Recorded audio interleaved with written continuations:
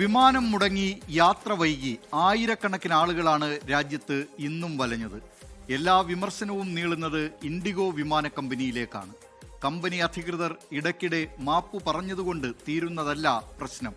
DGCA കൊണ്ടുവന്ന പരിഷ്കാരം പെട്ടെന്നൊരു ദിവസം വില്ലനായതാണോ? രാജ്യത്തെ വ്യോമഗതാഗതത്തെ താറുമാറാക്കും വിധം ഒരു പ്രതിസന്ധിയിലേക്ക് ഇൻഡിഗോ വിമാന കമ്പനി എത്തിയത് എങ്ങനെയാണ്? ആരാണ് പൊതുജനത്തെ കഴുതയാക്കുന്നത്? രാജ്യത്തെ ഏറ്റവും വലിയ വിമാന കമ്പനിയാണ് ഇൻഡിഗോ. ആകെ ആഭ്യന്തര സർവീസിന്റെ ഏതാണ്ട് 60% ഇൻഡിഗോയുടെ കൈവശമാണ്.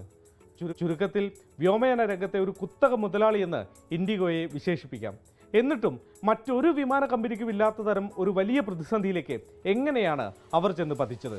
അപ്പോൾ ഏത് മേഖലയിലുള്ള കുത്തകവൽക്കരണം അതിൻ്റെ ഒരു എഫക്റ്റ് എന്തായിരിക്കും എന്നുള്ളതിൻ്റെ ഒരു തെളിവാണ് ഈ പ്രതിസന്ധി എന്ന് പറയുമ്പോൾ. They fly and Indigo is just nothing working and they don't even compensate for the other tickets. 12:30 പറഞ്ഞിട്ട് മെസ്സേജ് വന്നു.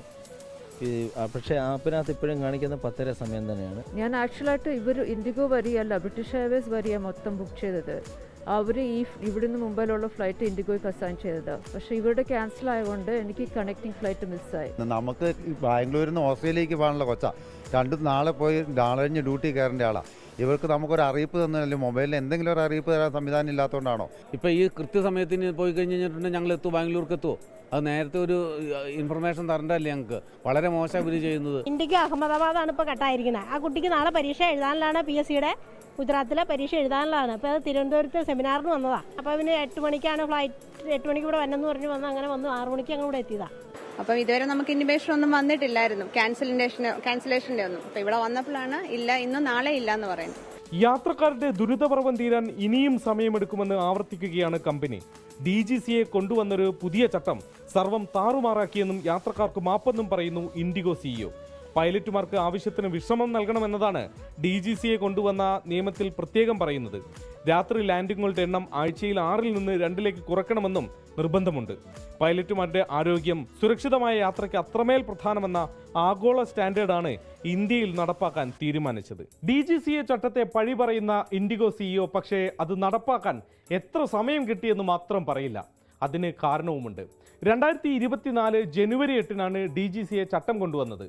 ജൂലൈ വരെ ആദ്യഘട്ടം നടപ്പാക്കാനും നവംബറോടെ പൂർണ്ണതോതിൽ നടപ്പാക്കാനുമായിരുന്നു നിർദ്ദേശം. അതായത് നീണ്ട 22 മാസം സമയമാണ് വിമാന കമ്പനികൾക്ക് DGCA നൽകിയത്. ഇത്രയും കാലം വേണ്ട മാറ്റങ്ങളൊന്നും ചെയ്യാതെ ജനത്തെ ദുരിതത്തിലേക്ക് തള്ളിവിട്ട ഇൻഡിഗോയുടെ ഇപ്പോഴത്തെ ന്യായവാദങ്ങൾക്ക് ശക്തി പോരാ. DGCA ചട്ടങ്ങൾ മറ്റു വിമാന കമ്പനികളെല്ലാം പാലിച്ചു. കൂടുതൽ പൈലറ്റുമാരെ ജോലിക്കെടുത്ത് ഷെഡ്യൂളിൽ ആവശ്യത്തിന് മാറ്റം വരുത്തി. മറുവശത്ത് ഇൻഡിഗോ അമിത ആത്മവിശ്വാസം കാട്ടി. പുതിയ പൈലറ്റുമാരെ എടുത്തില്ലെങ്കിലും ആഭ്യന്തര അന്താരാഷ്ട്ര സർവീസുകൾ കൂട്ടി. അടിയന്തര സാഹചര്യങ്ങളിൽ പകരം നിയോഗിക്കാനായി ജീവനക്കാരെ റിസർവ് ചെയ്ത് നിർത്താറുണ്ട്. ഇൻഡിഗോ റിസർവ് ആളുകളുടെ എണ്ണവും കൂട്ടിയില്ല. ചുരുക്കത്തിൽ അനിവാര്യമായ ദുരന്തമാണ് ഇപ്പോൾ നടക്കുന്നത്. എന്നിട്ടും സമ്മർദ്ദത്തിലൂടെ ചട്ടങ്ങളിൽ ഇളവ് നേടിയെടുക്കാൻ ഒടുവിൽ അവർക്കായി. വിശ്രമ സമയത്തിലും രാത്രി ലാൻഡിങ്ങുകളിലും തൽക്കാലം DGCA കടുംപിടുത്തം ഒഴിവാക്കി. യാത്രക്കാരുടെ സുരക്ഷയെ മുൻനിർത്തി നടപ്പാക്കിയ ചട്ടങ്ങളാണ് ഇളവ് ചെയ്തതെന്ന് ഓർക്കണം. ഉള്ള ജീവനക്കാരെ പരമാവധി ഉപയോഗിച്ച് ലാഭമുണ്ടാക്കാനുള്ള ബുദ്ധി യാത്രക്കാരുടെ ജീവൻ പണയം വെച്ചാണെന്ന് പൊതുജനം മനസ്സിലാക്കും. മുംബൈയിൽ നിന്നും ശ്രീനാഥ് ചന്ദ്രൻ, 24. ലോകത്തെവിടെയായാലും ഏത് സമയത്തും 24 വാർത്തകളും ഓഗ്മെന്റഡ് റിയാലിറ്റി പാക്കേജുകളും എക്സ്പ്ലെയിനറുകളും വിശദമായി കാണാൻ ഞങ്ങളുടെ YouTube ചാനൽ നിങ്ങൾക്ക് സബ്സ്ക്രൈബ് ചെയ്യാം.